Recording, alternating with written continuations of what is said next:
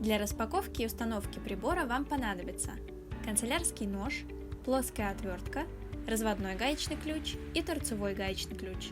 Внутри коробки лежат паспорт изделия, диск с программой обеспечения, руководство пользователя, блок интерфейса, фанера с опорой оптического блока и питающий кабель с принадлежностями.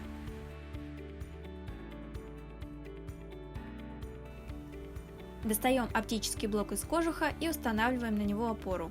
Для этого нужно выкрутить два винта из боковых пластин монтажного отсека оптического блока, установить опору клеммой заземления назад и закрутить винты обратно.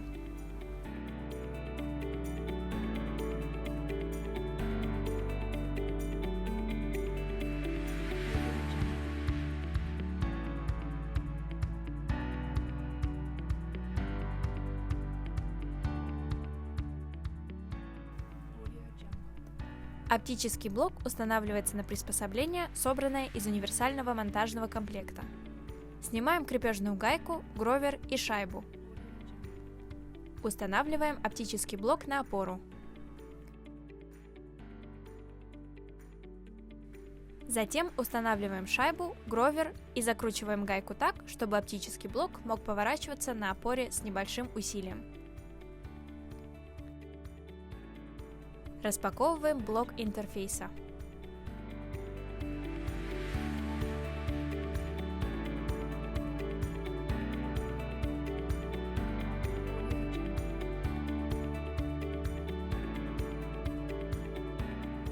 Подготавливаем окончание интерфейсного кабеля. На каждом конце кабеля есть проволока для протяжки его через отверстия в стенах зданий. Для этого из проволоки нужно сформировать петлю. Для подключения кабеля необходимо распрямить проволоку, снять пробку и скрутить пластиковую гофру.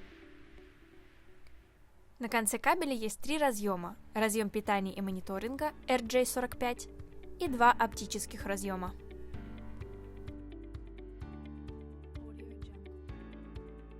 Освобождаем разъемы от изоленты, аккуратно, не сгибая провода сильно, чтобы не повредить оптическое волокно.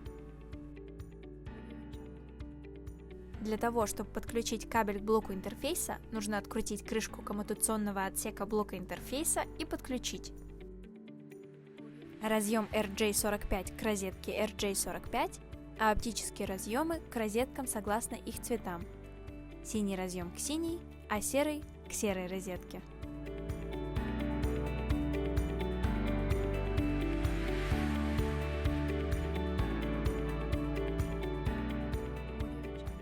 Для того, чтобы подключить кабель к оптическому блоку, нужно открутить транспортный болт, который всегда устанавливается перед транспортировкой оборудования.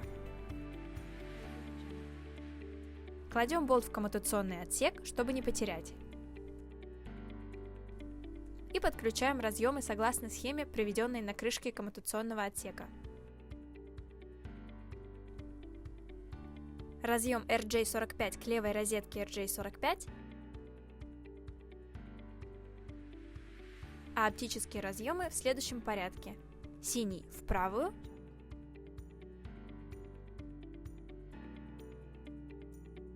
а серый в левую розетку. Теперь оптический терминал собран. Оптический блок, блок интерфейса и соединяющий их интерфейсный кабель.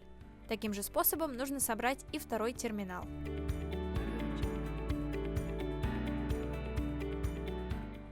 Достаем сетевой кабель питания каждого терминала из пакета и соединяем им блок интерфейса с сетью питания. Соединяем патчкордом разъем Service блока интерфейсов любого из терминалов с компьютером, на который установлена программа мониторинга оборудования. Включаем тумблеры питания обоих блоков интерфейсов. Сначала мы центрируем систему автонаведения с помощью магнитного ключа, который находится в одном пакете с кабелем питания. Берем магнитный ключ, находим в середине нижней части оптического блока слева небольшое углубление и прикладываем магнит к нему так, чтобы все индикаторы задней панели оптического блока одновременно погасли и затем стали мигать. Эту же операцию проводим на другом оптическом блоке. Наводим оптические блоки прицел в прицел вручную до совпадения перекрестий. Для установки на малой дистанции, в том числе для лабораторного теста, устанавливаем в программе обеспечения опцию «Меньше 50 метров». Включаем оптические блоки в режим автонаведения магнитным ключом. При этом должен перестать мигать красный индикатор задней панели оптического блока.